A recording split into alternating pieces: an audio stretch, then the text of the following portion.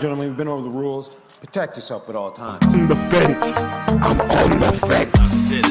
We don't need to talk about we left hook from Yaoundé came and landed on him, you know, so.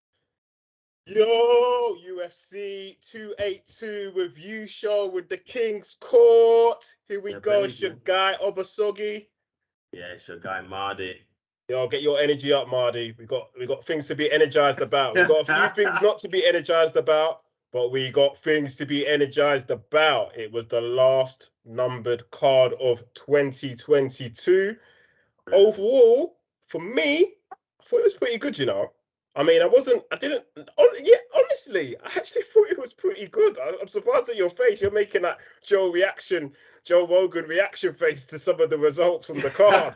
Right there, that was a meme, your face. But yeah, no, overall, what I saw, like, I don't know, I was a little bit surprised that at Dana, I watched the post-fight press conference, and Dana wasn't, he went in and said he was in a good mood, but then it quickly turned and he wasn't in a good mood. And I was like, what? But, let's start with, I suppose we've got to start from the top. The light heavyweight title bout. Last minute replacement, obviously round 5 championship rounds between Jan Blachowicz versus Magomed Ankalaev. Yes. What are you saying, Mardy? For me, I can see where Dana's coming from, because for me, this just topped off with just a really weird night. For me, like, I only saw the main card, but it just seemed like this fight, going into this fight, because of all the changes, Robbie Lawler was out, obviously, Yuri had to pull out, Glover didn't want to accept Jan, vacant title. For me, this was just, it's like, what a mess. Like, it was ridiculous. It was absolutely ridiculous, that main fight. But at the fight, I think it was an okay fight. It was okay. I wasn't blown away by it. Jan did well. But Ankalaev should have won. For me, Ankalaev won that fight. Wow. For me, he won the last 3 rounds. I feel like, from your reaction and Uncle Dana's reaction, you know, I love my boy Uncle Dana. I think you guys have been spoiled so much this year that you're so bloodthirsty that your level of happiness has risen to unrealistic levels now. Taking into consideration everything you just said about the build up to this fight, the last minute changes, the fact that at the end of the day we've got 2 contenders who were not prepping for 5 rounds, and then they ended up being the main event, and it's for the belt and the pressure of the belt, not even an interim belt, the full-fledged belt, and you're fighting for 5 rounds and you've only trained for 3. I think they put on as good as a show as you could have expected, considering all of that in the background. Really? In terms of light heavyweight fights, not even title fights, in terms of light heavyweight fights, I just think that doesn't even come anywhere near like the top 30% of light heavyweight fights. I'm not ranking the fight as to be one of the greats. I'm ranking the fights in terms of, it was a fight, it was very competitive, and you know, it wasn't a stinker. It wasn't Carlo Esparza, Rose Namajunas. No. It wasn't anywhere near that level. There was action. There was back and forth. Like I said, it was very competitive. I personally actually agree with the draw. You agree with the draw? I actually agree with the draw.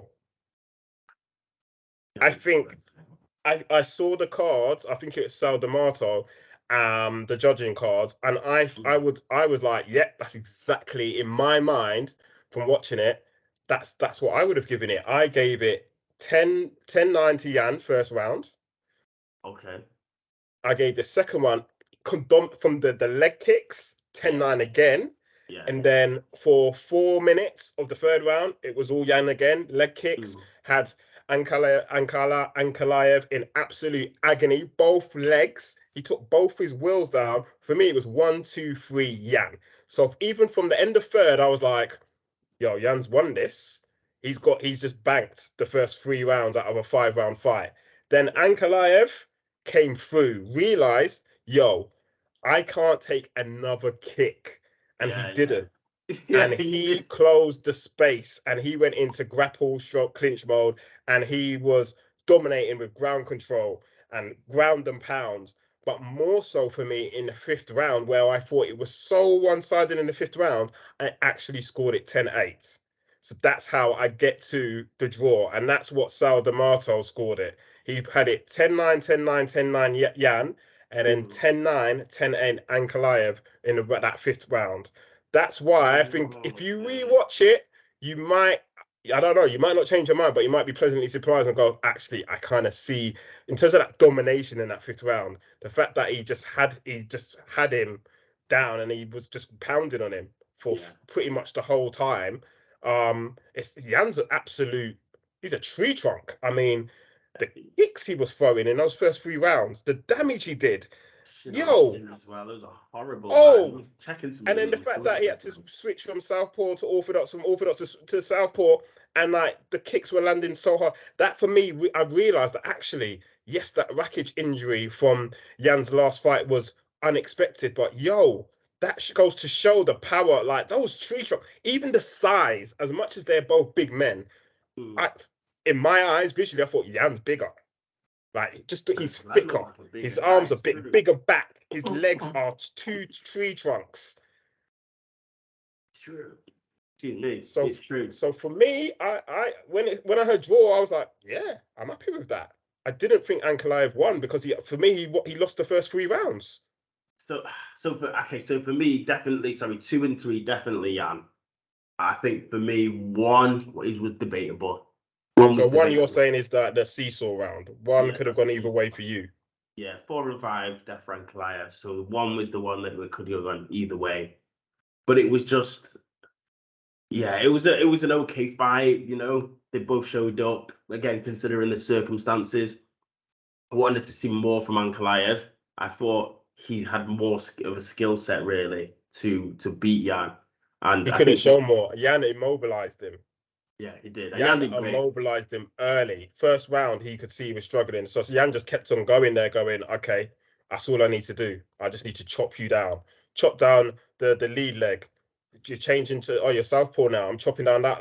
You're changing to orthodox now. I'm chopping that leg down. Like, he was a handful. Those legs, I think they should not be underestimated in terms of the damage he did to the legs, where he took away a lot of Ankalaev's tools. Yeah, no, that's true, and I think that's where the experience came in for. You know, he's fought maybe like that's his 4th title fight, maybe sort of thing, or something around that. I think, or maybe 3rd, and he's been there before. He knows what to do in those circumstances as well.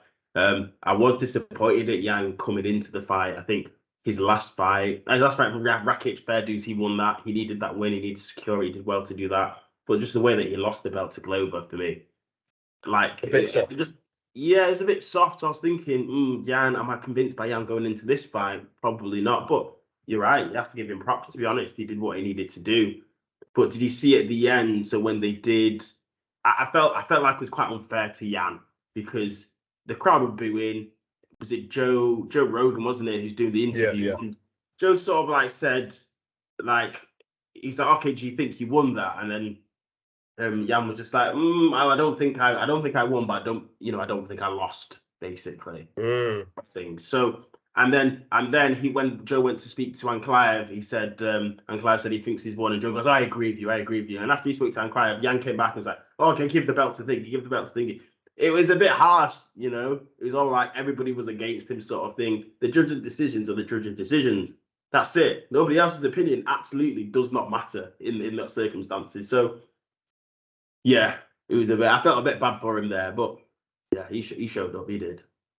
He did, and like I said, maybe it's one of those ones where you need to rewatch. It wasn't that bad a fight that you can't rewatch it. I think rewatch it with maybe a judge's hat on, and I agree with you. Maybe that first round was probably the most closest one, because that 2 and 3 were decisively Jan, 4 and 5 were decisively Ankalaev. So yeah, that's what I'm saying. Like, there's one round that's basically split amongst opinions. So effectively, to me, that's like, well, if they each won 2 each and there's a not sure in the final round, then it's a draw. That's exactly what the result was. It's true. And I think the bitter taste in my mouth is just the 205 division as it was. Because we know. Look, the and even champ. APL, We know who the champ has a name. It's Yuri. At the end of the day, I think the UFC should have maybe shown a little bit more patience and just said, look, you know, we will have an interim for the year you're out. And then whoever's got the interim when you come back, they fight. Because I think it just creates just that air of fairness, considering, and I don't want to get into the politics, but considering Francis hasn't fought since this time last year and is still the champ. So I get Yuri has that code. He's a samurai. And I get like, he's, well, if I can't defend, then just take the belt off me. It was his choice. I think the UFC could have countered and just said, look, no, not yet. Not yet. So UFC just accepted it. That's what it looks like. And now you're in this really weird void where no one has the belt. It's vacant. The two we just watched fight a draw last night. They're not fighting for the belt again. That's not a rerun. And Dana, in his grumpy mood, as I told you, he was like, yeah, we went in the green room and started strategizing the next fight and made some calls, and now it's Hill versus Glover Teixeira in Brazil in January the 21st, just like that. It's ridiculous. I don't understand how they got to that, and it's just That's what I think is just a bit of a mess in the sense of how exactly you described it, and I think the draw just exemplified it. It just promoted that a little bit more, but. I think there's some hitters. There's some hitters in that 205 division. I think Ankalaev will be back. Jan obviously looks good. Hill starches him, by the way. Hill starches Glover. Glover won't make it out of the first round. That's starches him. Boom. I mean, you never know, because I don't want to make it so one-sided because he's fighting in Brazil, and the ancestors that helped Pereira against Izzy might just come out, and Hill might see about 20 Glovers in there. You don't know, and the Brazilian crowd are nuts, like that Ali Bumbaye, like all that. They're gonna kill you. Hey, Hill has to he's gonna be like a deer in headlights. So it's also a very big step up and a jump for him. I think he's got the skills and the capabilities for sure, like you said, but it's like, how do you deal with all of that? He's literally going into the Lions den. Massively. It's a long day. It's a long day going to Brazil as well to fight a Brazilian. Yeah, long day. It's gonna be interesting. Indeed. But yeah, completely agree with you. 205. It's a mess. It's up in the air. It's a void.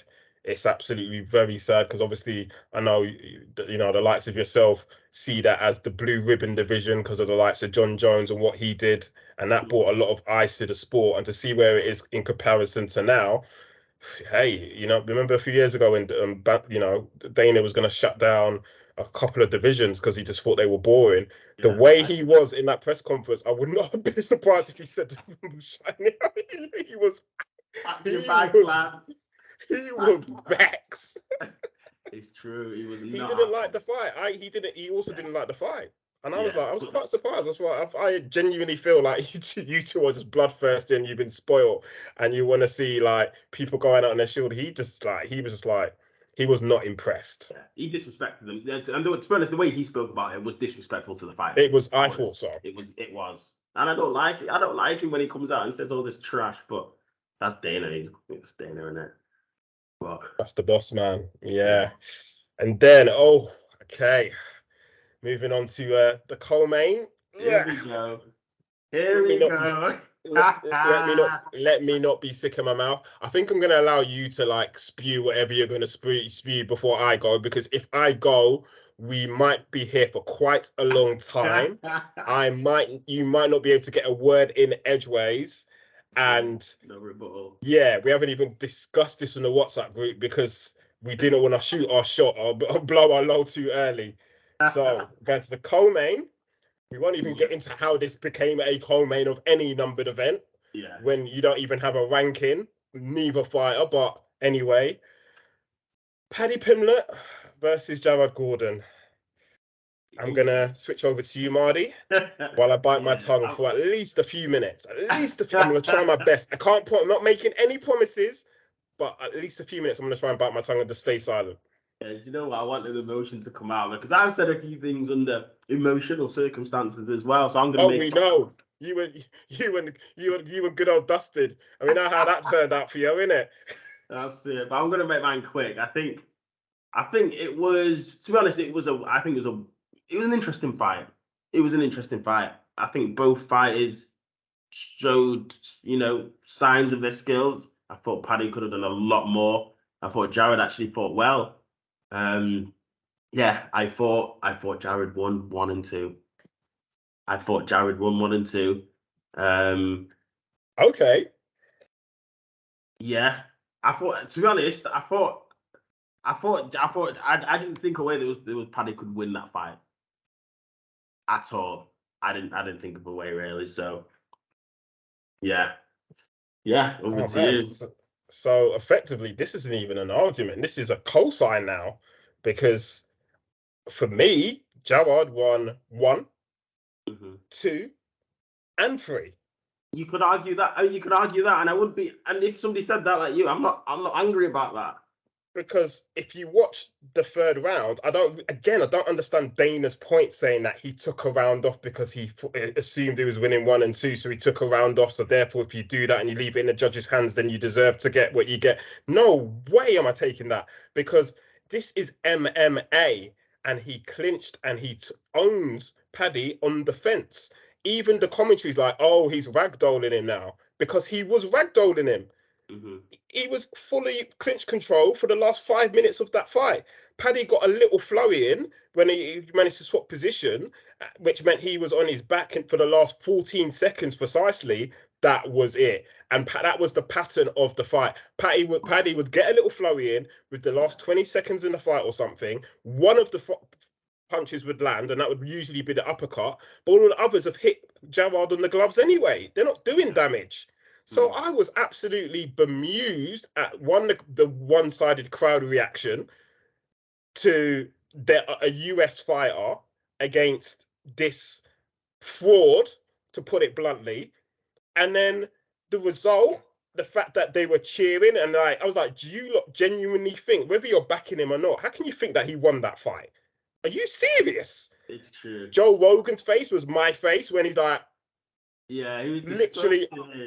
Absolutely. And then he's like, okay, I know what's going on here. This, like, even the press conference, the post-fight press conference, whose name's on the little thumbnail? Paddy. Come on. It's getting too sickening now, and it's starting to smell of boxing. It's starting to smell of corruption, where you need to build a name so badly that at all costs, you will give him the win. 29-28. In what world? Unanimous. When it said unanimous, I said, oh, yeah, Jared, obviously. I thought it would maybe be a bit split. I was fuming. I was actually fuming. Jared was that left hand all night, that left hook, money. You could see the little conch on the side of Paddy's mouth from round 1. He was landing that whenever he wanted. That was a beautiful shot from the outset. Second round, carried a little bit tighter, a tighter second round. Paddy had his little flurry moments, but again, it was mainly Jared. It was mainly him, and that 3rd round for me actually made it concrete that he'd won, because he didn't let Paddy touch him. He didn't let Paddy have any control time, and he just smothered him.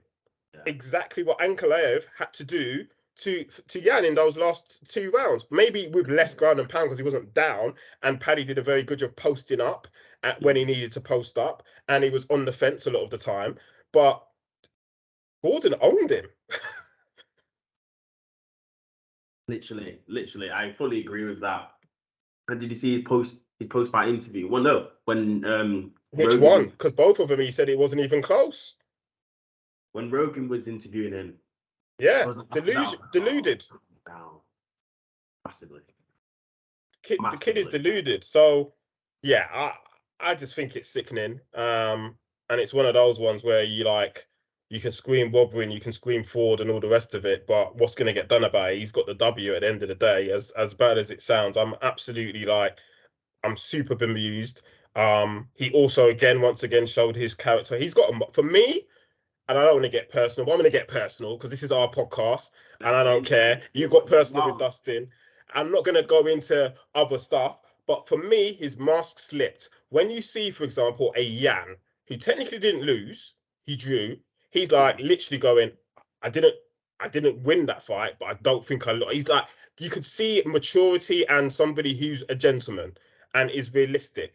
Paddy, the delusion to say that it wasn't even close. That yeah, I had that. Yeah, I was never in trouble. He repeated that rhetoric in the press conference. He even said to enter like because the journalist framed it that basically the whole world thinks you lost that fight. All the fighters have been tweeting that it's a robbery. What have you got to say? And it's something along the lines of everybody, you're all haters, blah blah blah. You can all suck my a-hole. Said that to everyone, like every single one of you. I was like, nah, sorry. And you're Mr. Mental Health, please. Fraud, fraud, fraud. Get out of my face. Some owes to his paycheck, you know. People are going to come back to him just for that sort of reaction. And he's even in the ring, he's going to Joe Rogan. Oh yeah, do you know how much money I'm getting paid to do this interview with you, Joe? Yeah, yeah. To me, yeah. So that he's become the villain. I never liked him. I think looking at socials today, people are like, nah, he's becoming the villain. Like the mask is coming off, and I'm delighted. Maybe this is what it took, but people are gonna see the real him. And I've always said that I don't feel comfortable with him. I don't like his profile. I don't think he's genuine. And yeah, I think like looking at some of the comments, other people are even saying I actually like Baddy, but I don't like what he said after the fight, and he should have just been a better man and just said it was a close fight and kept it moving. The arrogance is too much. Do you know what? For me now, it's, and you know how there's another McNugget who I don't like. Almost, if not, he might have even surpassed that McNugget level of despise that I have. Come on, nah, that can't be real, because I know how much of that despise there is for McNugget, you know. I was balancing today, and I was like, oh, he's not done enough to get that level of dislike. It's the fact, and it's not all him. It's the way the UFC have built him up that has made me sick. Because at least McNugget got there based on merit and what he did in the cage. Yes, it was accelerated, like Izzy. If you've got the talent and you're about that life, then the accelerated drive or the gravy train, whatever you want to call it, I'm there. I'm even there with it to an extent with Sugar, because Sugar's been put in the lines then twice, and he's come out pretty much unscathed. So he's legit. Paddy is not. You're co-main and you're not even ranked. I'm sorry. That is a joke. That is an absolute joke. Like the O'Malley win against Yan. You can argue, you can break it down, you can look back, break it down, and you can argue that actually Sugar did win that fight. I just don't think, and I know when you watch it live, it's not, you have to watch it separately, watch it again to do a judging of it. I don't think you'll be able to find any reason for Paddy winning that fight at all. I understood. I don't. And he should be thanking the gods, the MMA gods or whatever. He should just be grateful for that. Get the W, onwards and upwards for him. But yeah, just the way he went about it. Yeah, not best pleased Paddy on that one, but fair play. And I also Uncle Dana, for me, let the side down. He's saying Jared Gordon was like I said, holding on in the third round. I was like, again, this is MMA. I think your bloodthirstiness is definitely taking over Dana's. Like, he just wants to see KOs and absolute wars. And I'm like, hold on a minute. And then he even contradicted himself, because he was like, I say that, but then again, maybe Usman should have done the holding and stuff in the fifth round against Leon. So I was like, well, there you go. He's been chatting rubbish today, Dana. He has, because he's saying that about Gordon as well. But Paddy literally said the same thing. He thought he won rounds 1 and 2, and he said, so I thought in the third I'd coast and stuff like that. I'm like, something's not mapping up. It's not mapping up at all. But yeah. I think this is getting into a realm of, it does smell a bit of corruption here. Once, twice, you can, judges make mistakes, but making mistakes is not a coincidence on pivotal fights for money names in the UFC. It's not a coincidence. I'm sorry. It's not. I'm with you there. It's starting, like I said, it's starting to smell of boxing, and that's not why we love this sport. So, like, I'm hoping that there's some, you know, and we're not even bringing back the fight mix, the betting investigation, all the rest of the stuff that else is going on, and the FBI investigation. Like, come on, like, it's not about that, and that stuff is happening in the background as well. So it's like, if anything, like, we need the judging to be absolutely white as snow. Otherwise, you know, they'll start getting the FBI start looking at the UFC as an organization, like going, what's going on here? Because like, this was a robbery. I wanted to call 999 when they announced the results. Someone please call 911. I was just getting my Wycliffe Jean on. Tell him that I'm being shut down. Yeah, it's bad. But hey, moving forward now for Paddy. If Paddy puts on performances like that in the lightweight division in the UFC, his name's not going to be there for long. His name's not going to be there for long. And we'll move on, but I've got someone I'd love to get their hands on Paddy, but we'll get to him because he happened to be on the card as well. Okay. So This is what I'm saying as well. This is what I'm saying. that would for me would be, I'd see that co-main. Light work. Let's move to it. Let's move to it. Are we going? Let's go. All right, gentlemen, we've been over the rules. Protect yourself at all times. On the fence. I'm on the fence. We don't need to talk about that. Left hook from Yaoundé came and landed on him, you know, so